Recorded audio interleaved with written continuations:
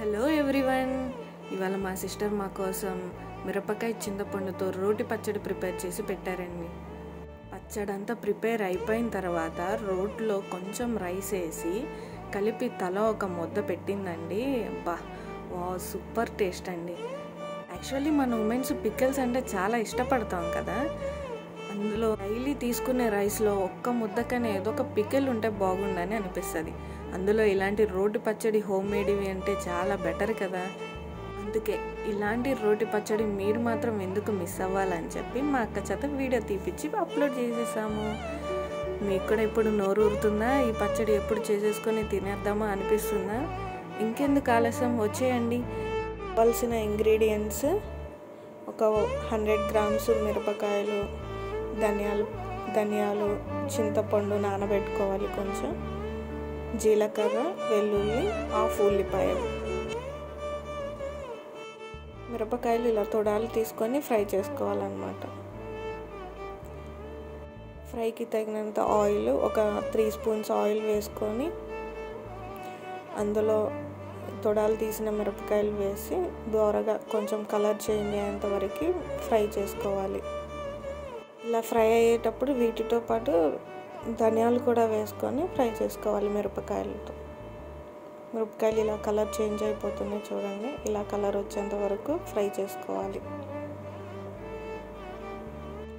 రోట్లో వేసుకొని ఇంకా ఒక 3 మినిట్స్ ఇలా ఫ్రై చేసిన తర్వాత తీసుకొని రోట్లో వేసుకొని కొంచెం దోరగా దంచుకోవాలి.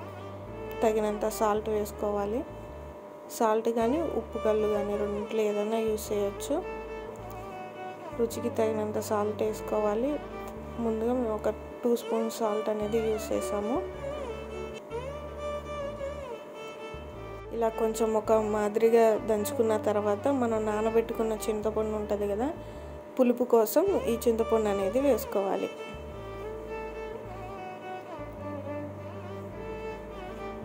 చింతపండు వేసుకున్న తర్వాత ఇలా దంచుకున్నాక కాస్త ఇంకా కొంచెం మెత్తదనం మనకు కావాలంటే చింతపండు నానబెట్టుకున్న జ్యూస్ ఉంటుంది కదా, ఆ జ్యూస్ పోసుకుంటా మనకి సరిపడంత పులుపు టేస్ట్ చూసుకుంటా ఇలా రుబ్బుకోవాలి.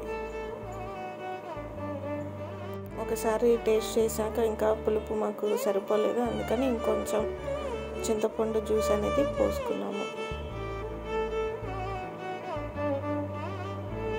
కొంచెం ధనియాలు, మనం ఇందాక పెట్టుకున్న జీలకర్ర ఉంది కదా, జీలకర్ర వేసుకోవాలి.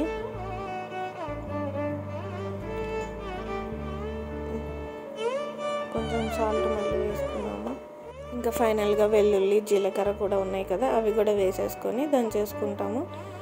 అండ్ ఫైనల్గా మనం పెట్టుకున్న హాఫ్ పీస్ ఆనియన్ ఉంది కదా, అది జస్ట్ అలా దోరగా జస్ట్ అలా కలుపుకోవటమే. పీసెస్ సన్నగా కట్ చేసుకొని అలా వేసుకొని జస్ట్ ఒక్కసారి అలా దంచి అందులో కలుపుకొని పక్కన పెట్టేసుకోవటమే పికిల్.